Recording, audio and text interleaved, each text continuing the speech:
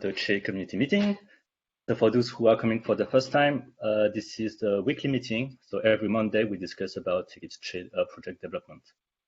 And so discussion topics of the meeting can be could be added to this document. So let me share my screen. I forgot to do that. Yes. So you should see my screen now. Can you see my screen? Yes, we can see it. Okay, cool. So topics to discuss can be added to these docs. So feel free to add any topics for discussion. This is very open, so anyone can add a topic. So don't be shy. I've shared the links to the doc in the chat. And so today we are the 30th of August 2021, and as usual, I usually start with the latest releases. So we have a Mattermost channel that shows all the latest releases, and I just checked 2 minutes before the meeting. And on Thursday we released 7.35.1. So you can give a try with CheCTL by upgrading CheCTL or installing, following the documentation to install Che. And about upcoming events, looks like we don't have any. So let's go straight to the topics.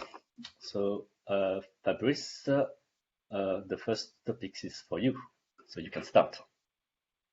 Hello, yeah. So that's a feature long awaited. So, that previously we could merge to the main master branch only after a release, and sometimes some pull requests were queued for a while, and it was not satisfactory.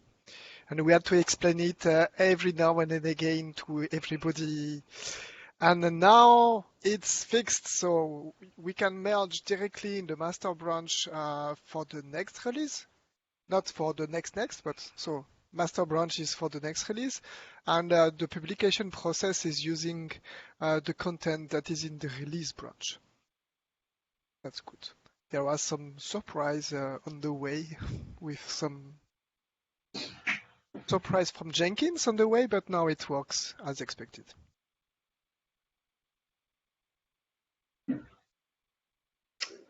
Any questions for Fabrice?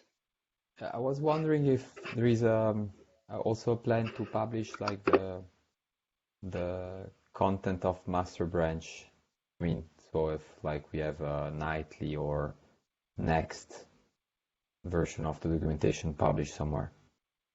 We can, so it was never requested. So if I hear you, that's the first time we request it. That's good.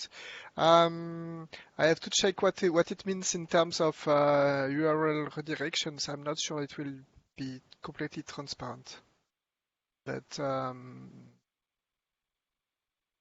have to check that. But else, it's quite easy to do. What do you mean on URL redirection? It's that now we have Che, docs, and user guide, etc. If you introduce several versions, then you will have Che, docs, version, and then the end user guide.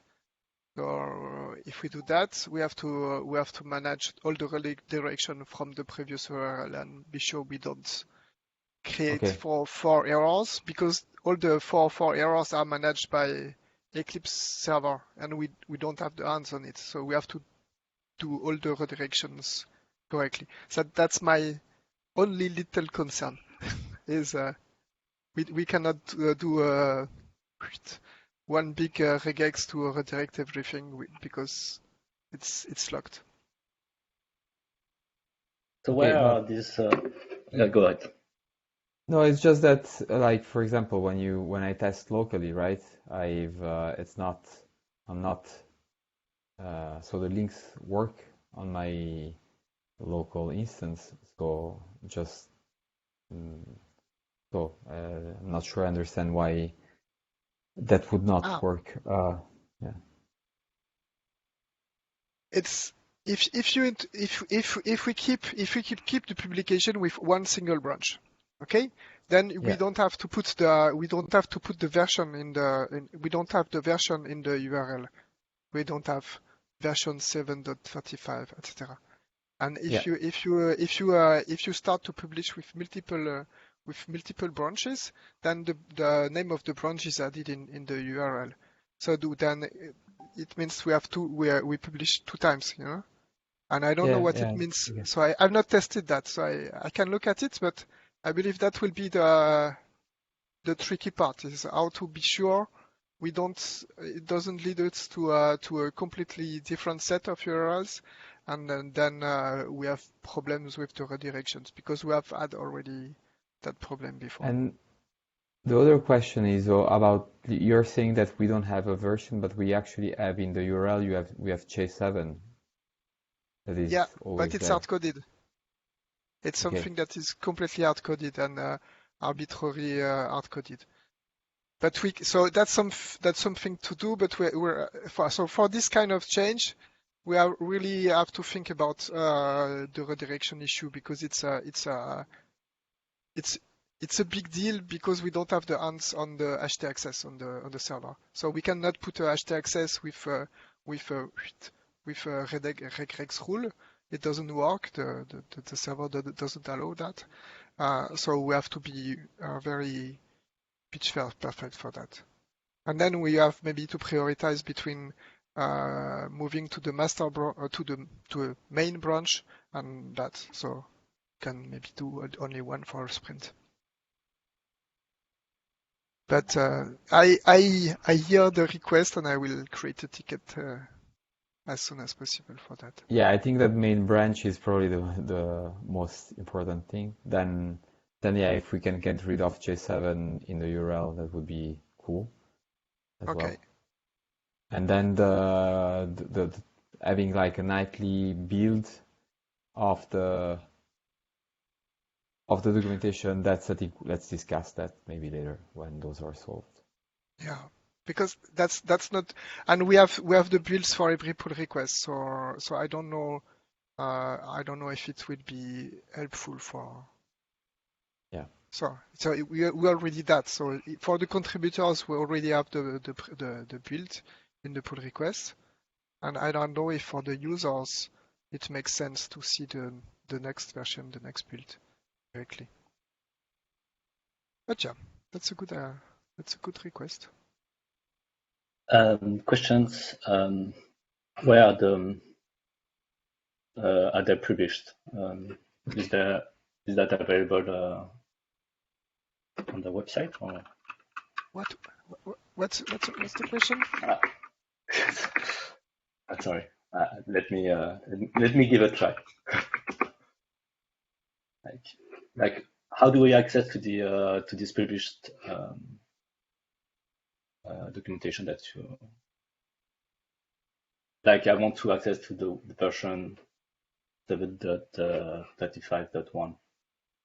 Now it's exactly the same URL as before. So I didn't introduce any change in that. It's just that instead of using the master branch, we use the other branch.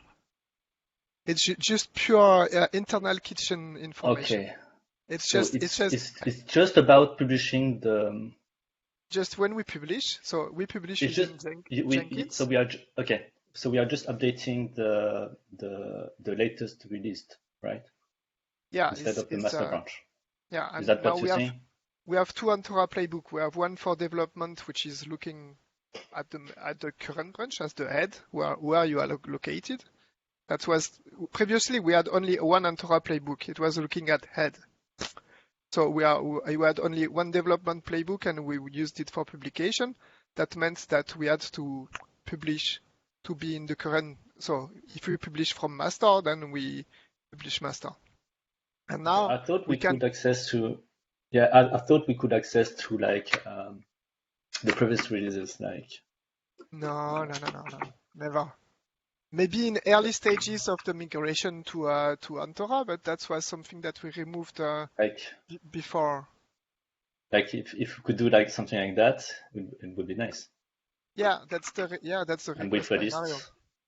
Yeah, okay. But we would support only the stable and the next, not the previous release, if I understand. Yeah, I'm not exactly. So it's just that I don't have a good experience with other documentation sites that use the version in the URL, like OpenShift, for example. That when you look at something that then you search on Google and then you find older version because they're still there, the old links with the old versions. So yeah, and code-ready workspaces as well. So for upstream, I would prefer to keep it simpler. Yeah, and I believe that's important because the redirection don't work properly. So if people comes to for errors every time they are redirected to a version of the documentation which is 2 weeks old, that's not very convenient. But yeah, this change, it's a little change for the users, but in terms of making it working, it was a lot of sweat because we have a documentation that is so now when we release a branch, we must also generate the docs. The docs that are generated from code. We must make sure that this doc is published, is pushed to the repository, because we cannot do it during publication. So it must be in the code. So that was also the big change, is to make sure that when we do the release, we change the version number, we change the release branch we are searching for, and also we update this generated doc, and we make sure it's up to date and we push it. So that was the biggest change, and nobody sees that. That's the most beautiful thing in that, is that for everybody it's transparent.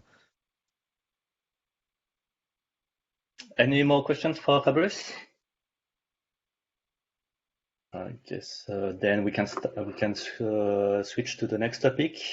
So SSH key creation, dashboard versus Theia editor from Sergii.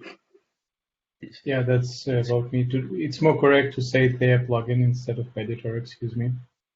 So just a context. That's an effort of reviewing the functionality which we have on Chess server, put in aligned with the dev workspaces, and ensure that we are at the highest security level as possible.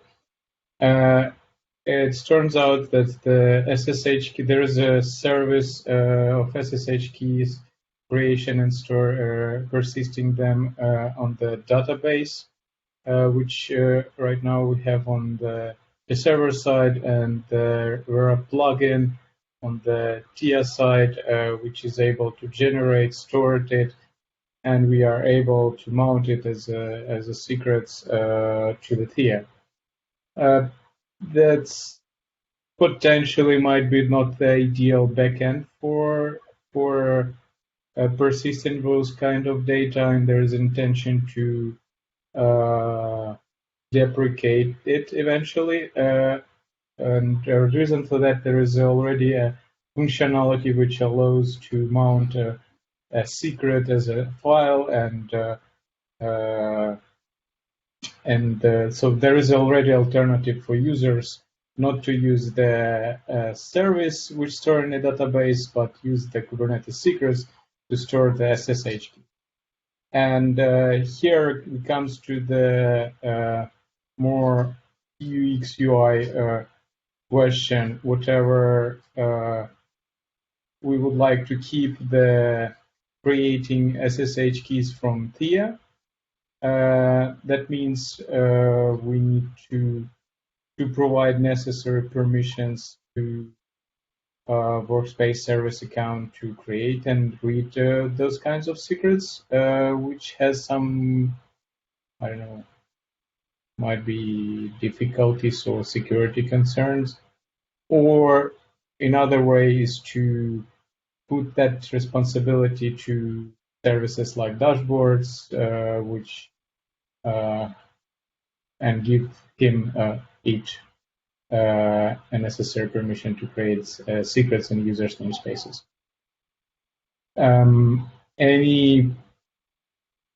That's the question about opinion. Anyone see the profits that it has to be on the Theia side, or it has to be on the Che Theia or on the dashboard sides from the UI UX point of view?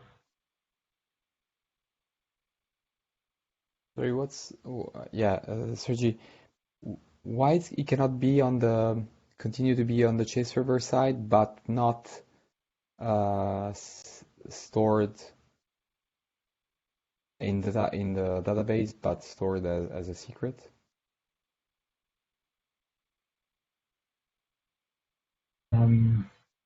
Just that. So you mean, yeah. So let me think about. You wanna. So you have an API. So the Che server exposes an API to create the SSH key pair, right? And he does know how to create. So he already has that implemented.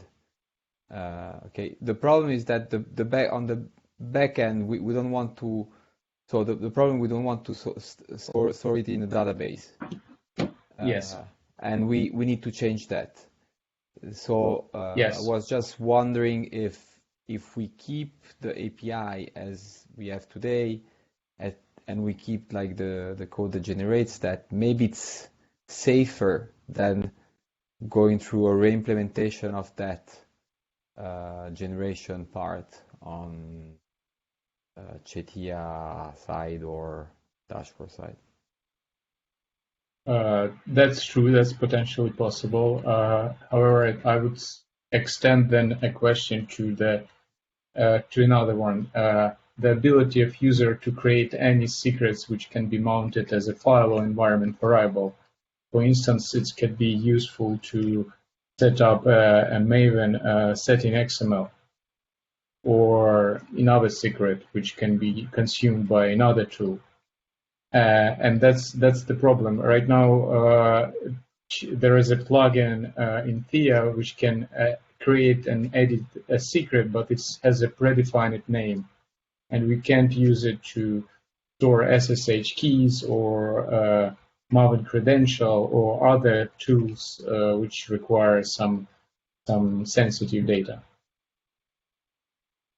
But okay, but can we say, like, so what about like the generation happened on the Che server side, but then the plugin that is asked on the Che server API to generate the key pair, then you get back the key pair and is responsible for persisting it in a secret. Again, as I say, we can redo that and change the storage from database and store it as a Kubernetes secret. That will close this issue completely. However, again, I will. Next question would be how the user can create a settings XML with the credentials to Maven, and it comes to the same question: how to create how user from UI can create the secrets in his Kubernetes namespace, and we can't answer with this SSH service for the Maven question. Go ahead, San. Yeah, my opinion is that we should. So the user should be able to create any kind of files and store it as a secret, and it has to be done from the editor. Like if you're editing a settings XML file, you would do it from your editor, right? And same thing if you want to generate an SSH key, you would do it from either from the command line or from the editor. So I don't think this is something that we should try to make it something different than what already exists. There's already some tools and editors that can generate SSH keys. So why not using these tools? And then what we have to do on our side is make sure that it is stored as a secret and having the right user interface to say, okay, this has to be stored as a secret in that volume and be bound in that volume. So this is what we have to do. But the generation part, to me, has to be done from the editor or the CLI, but not. It is not something that we have to do ourselves. It's not our the thing that we have to deal with, right? So here are 2 comments. First of all, this functionality has to be then recreated for each editor, which we have more than one. And another comment that how powerful we would like to see the service account or space service account, which can read secrets. So do we allow to list all the secrets? Because recently I think Igor created an PR to allow that, but eventually there was a discussion to not allow to read all the secrets, if I remember correctly. I don't know, but if you go to GitHub there and you want to create a SSH key for that, to access to that, they give you like a set of commands to do that, and so I think the user, they don't expect you to do this for them, and people, they want to create the SSH key by themselves, as it is described in GitHub or any other Git tools. So then, whatever the way we're doing it has to be stored as a secret eventually. But yeah, I think it has to be done from created by the user using either a Theia plugin or could be on the CLI, the terminal. Be able to do that, we should provide it should be straightforward for the user to go to the terminal and generate a SSH key, and then having that be mounted in every workspace. Like, so we should have a way to do that, and has to be straightforward. I have a comment on the question. The comment is about multiple editors and us having to re-implement it in everyone. That the same is kind of true if we have contexts in which we do not have a dashboard, right? Thinking of factory link or something like that, or we open a repository that has a dev file in it where you don't have a dashboard, then you have the same problem. The second thing is, the question is, why would the dashboard be more secure inherently than the editor? Isn't that running it with the same privileges, basically? Dashboard would be more secure because dashboard don't have plugins, and because of that we use user's identity. So when you create a workspace, we create it from the user's behaves, not from the some service account. Yeah, but if the dashboard is a browser application that calls some backend API that does the real stuff, right? So in the browser, if you have the token, and does that really make a difference? But in Che Theia, you won't have that token.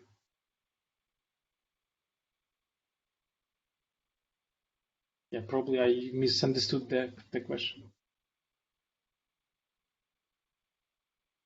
What I mean is this: you have a browser and you run code, right?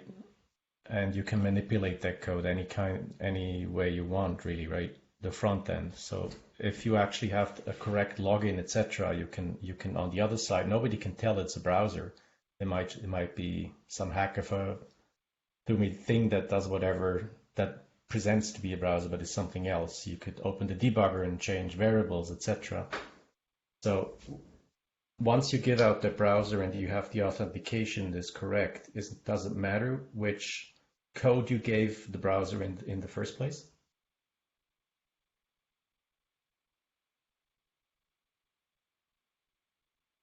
I thought about the plugins and I'm really not sure it makes a difference. That's why I'm asking. For me, it's a different because the user can SSH to that server side and run the Theia processes. Can be potential malicious.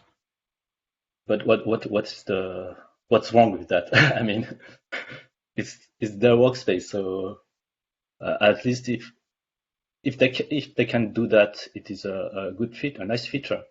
If they cannot do it, at least if what we should avoid is people having access to other users' namespaces and so on. But for their own namespace, I think this is really fine to give this ability.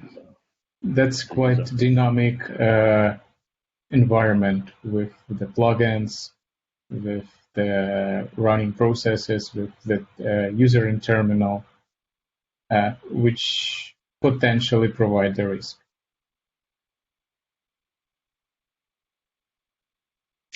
I doubt we can really find something that we all feel comfortable with within the context of this call, but it's something to think about, I think.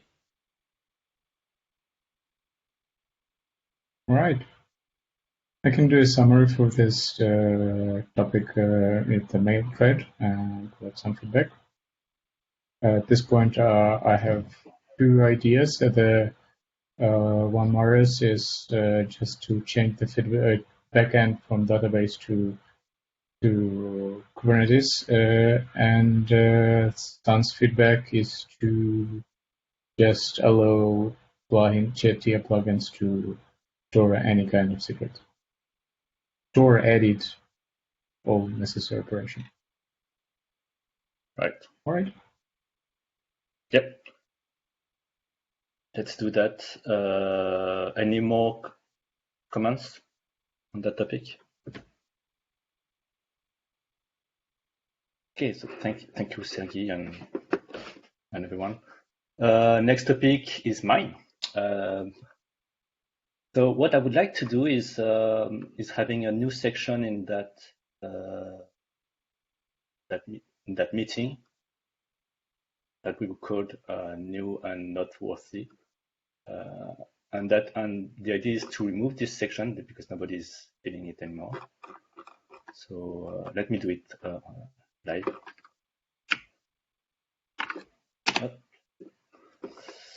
And have something like that.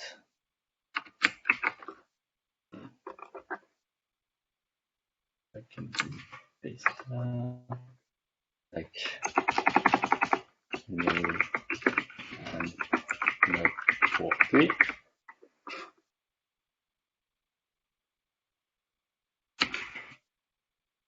Yeah.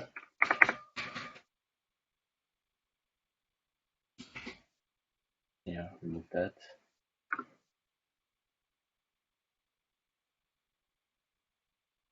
Okay. Yeah, okay. And could be something like, let's say that we have released in the latest version, and there's a new feature called like Jupyter notebook in Che in with and again.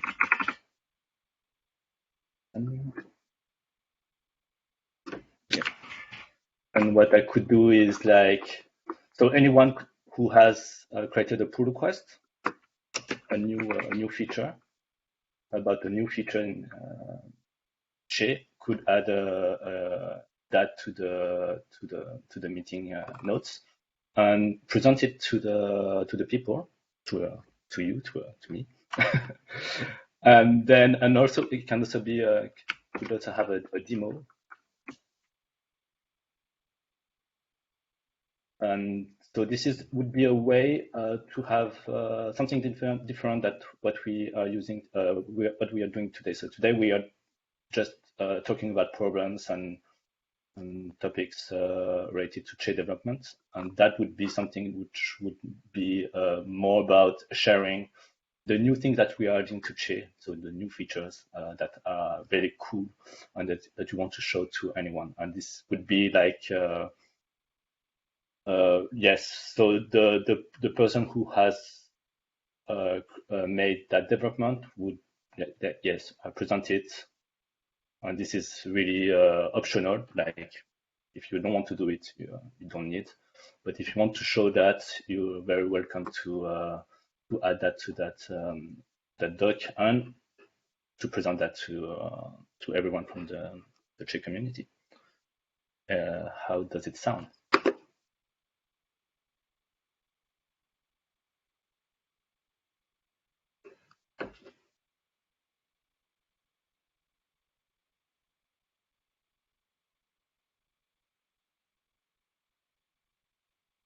No, you don't like it?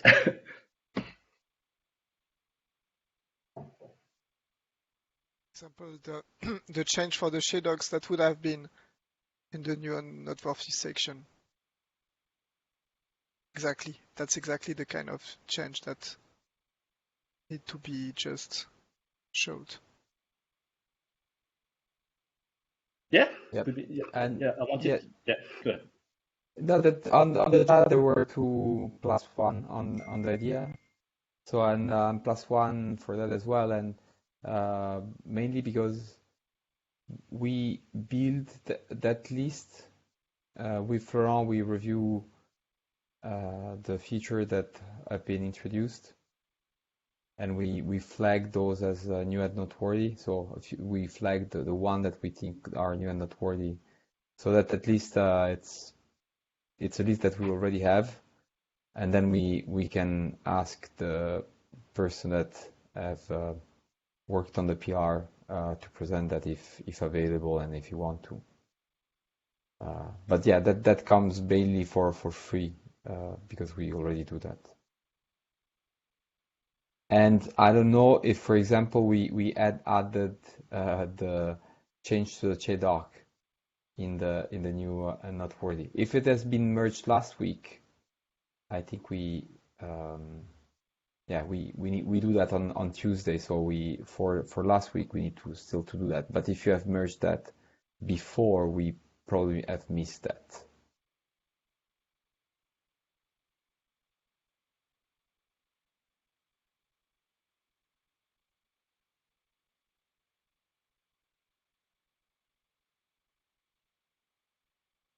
Okay, so if there's no more concern, I will update the template like that. And we'll try next week. Okay, good. There's no more topics. I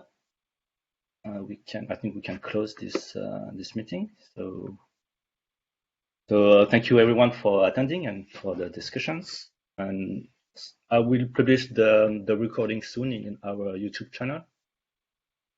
And have a very good week and see you next week. Goodbye. Bye, son. Thank you. Bye all. Thank you. Goodbye. Bye.